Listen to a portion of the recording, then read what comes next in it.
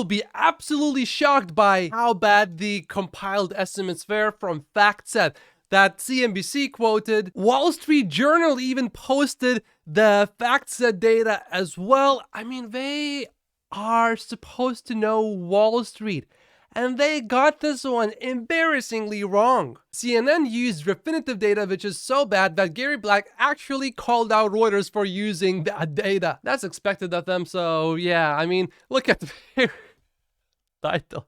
Tesla sales again fall short of production. You understand that that's usually normal. I mean, for example, I start a company and I produce 2 units of something. Can I deliver more than 2 units? It's literally physically impossible. In Tesla's case, by the way, sales and deliveries, they both mean the exact same thing. But you can only have more sales than production if you had excess inventory from before, or you completely cleared out your inventory, which is usually not a good idea if you want to maintain your logistics. So they are taking a good thing and making it into a terribly horrible thing. But that's expected of them. According to Barron's article, FactSet only had 10 estimates. I can understand CNN not understanding business and stocks. Okay, but Wall Street Journal? Oh, come on. That is so embarrassing. Yesterday I said you either look at the company compiled consensus, and if you don't trust that, then look at Bloomberg. Bloomberg consensus had 18 estimates, not as many as the Tesla compiled consensus though, but still much better than the FactSet consensus. So Wall Street Journal, what are you doing? Why did you not include the Bloomberg estimate, which Tesla clearly beat just by a little bit, not much, but just by a little bit? You can say it came in at expectations. And you know how many estimates the Tesla compiled consensus had, which Gary Black reposted here? It had 25. I understand being reluctant and not wanting to use this number if you don't trust the company, but the consensus is very transparent. They list every single company that they use, that they put in the consensus. CNBC, shame on you for using the FactSet consensus. Wall Street Journal, you are so incompetent. And CNN, no one trusts you anyway. And you know what's even worse? Gary tweeted at CNBC with the full email from Tesla showing the consensus. Gary actually even quoted the tweet here, which actually got community noted. The tweet here says that Tesla missed deliveries. The expectations, they said, were at 432,000 vehicles using the FactSet data. So embarrassing. And looking at the CNBC article, there is no correction. I can see it was published right here and then it was updated a few minutes after, but no changes about anything else, really. Nothing meaningful. They are still using the FactSet data here. At least they also put Troy in here, which does make everything look more accurate, but it is just hopeless here. The only good thing about CNBC was the title was actually pretty good. Oh, and actually look at this. CNN corrected themselves a little bit. They added a quote from Dan Ives. They are still keeping Refinitiv data. That's pretty bad. But they did add a quote from Dan Ives saying that the consensus, Wall Street consensus, was at 421,500. And the Reuters saga is just so hilarious. Check this out. Reuters posted Tesla misses first quarter estimates. They posted this yesterday and this was already corrected. And then they got community noted that explained no, Tesla did not miss the estimates. And now they completely rewrote the whole article again. And now it is titled Tesla posts record quarterly deliveries after price cuts up 4% from Q4. Very different from Tesla misses first quarter delivery estimates. And keep in mind, the first version of the article was this: Tesla misses delivery estimates as price cuts fail to lure buyers. And I am actually pretty happy with the Reuters article now. They still have Refinitiv data. We added the Bloomberg consensus, which is good, as well as the company compiled consensus. But the problem is Tesla does not post that publicly. Only if you are an analyst, you will get an email from Tesla showing the results, and then you have to find where that consensus is posted by yourself. If Tesla posted this publicly, I don't think we would have bad stories like what we just had.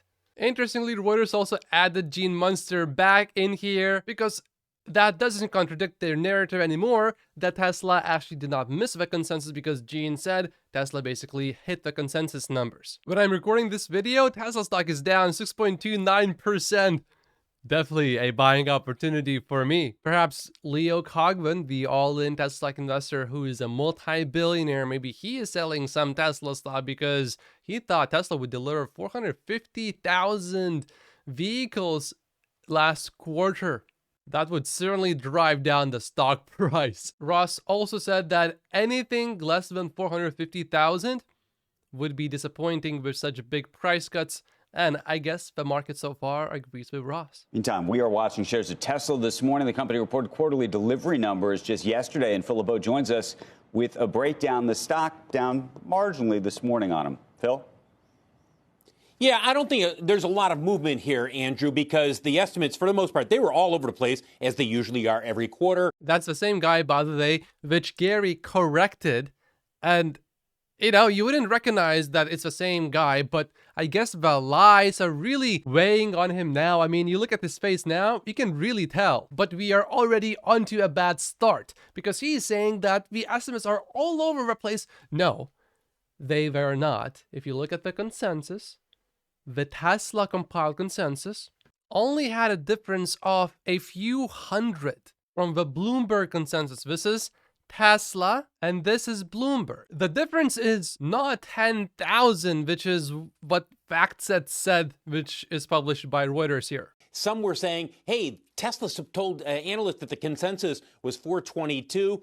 FactSet came in at 432,000. However you view this, whether largely in line, slightly below, slightly above. I guess I just usually think too highly of people. I was hoping that he would say, you know, FactSet data, it did not have as many analysts as the Tesla compiled consensus, and even Bloomberg was better. I was hoping that he would say that, but no. He's sticking with his lines. Seriously disappointing here. Here were the numbers in the first quarter, coming in at just over 422,000 vehicles, up 4% sequentially compared to the fourth quarter, up 36% compared to the first quarter of 2022. There's no doubt that the price cuts in China, as well as here in the U.S. during the first quarter, certainly impacted deliveries. It stoked the market, which is what Tesla was looking for. At least he is getting that part right about the price cut. Some outlets did not get that right at all. They said Tesla failed to lure more buyers, which is what Reuters reported at first, although they now corrected themselves. Good job, Reuters, there, correcting yourself. I would expect you to continue that, and if you do, then maybe you can turn yourself around. That would be great if that happened. And you know what? I actually have more hope now that the media is going to get better, perhaps, because these community notes on Twitter, they are really helping. If it was not for the community notes, I don't think Reuters would have changed the story at all. Though Elon Musk himself has talked about whether or not there's a whole lot of price elasticity there in terms of its whether or not you can juice the market. The Q1 production came in at 440,000 vehicles. The focus now, Dan Ives at Wedbush summed it up perfectly over the weekend, saying the big question will be margins, as cutting prices will have an impact on this front, although we believe automotive gross margins north of 20% remains the key threshold over the coming quarters. We'll find out if they hit that threshold. By the way, the consensus is for automotive gross margins, excluding the zero emission credits. That's important. Coming in at 20.5%. We get those numbers April 19th after the bell. I don't think we're going to see a ton of reaction on Tesla shares today, guys. These numbers generally in line with expectations. Certainly after the price cuts stoked the market, people expected them to be up around that 420 to 430 range. Oh, wow. Well, now he is saying that the numbers came in basically in line with expectations. I like that he's saying that, although he did not admit that this was not exactly right here at first, and he still said that the consensus estimates were all over the place, which, Yeah, the only way that works is if the consensus has very few analysts making the consensus completely wrong, because then it is not a consensus really if you only add a few analysts in there, right? Nonetheless, that didn't stop CNBC from still using that number. At least it did not stop Phil. Unfortunately for Phil, though, he got the movement of a Tesla stock price wrong for later today. It started off slow, as you saw.